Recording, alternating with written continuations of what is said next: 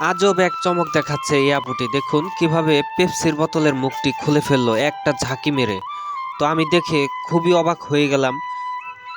এই আপুটি রাস্তার মাঝে দাঁড়িয়ে একটি দোকান মিলিয়েছে, সেই দোকানে শরবত বিক্রি করছে বরফ দিয়ে, লেবু দিয়ে। তো এই আপুটির স্পিরিট দেখে আমি অবাক হয়ে গেলাম। তো দেখুন কত স্পিরিটে কাজ করছে। এই দেখুন অনেক সুন্দর।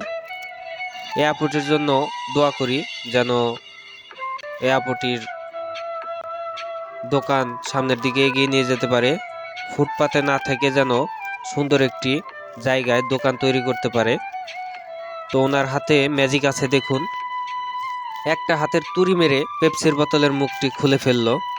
আমার কাছে এই বিষয়টা অনেক ভালো লেগেছে। আপনাদের কাছে কেমন লেগেছে অবশ্যই জানিয়ে যাবেন। একটি লাইক, একটি কমেন্ট এবং একটি শেয়ার করে দিবেন।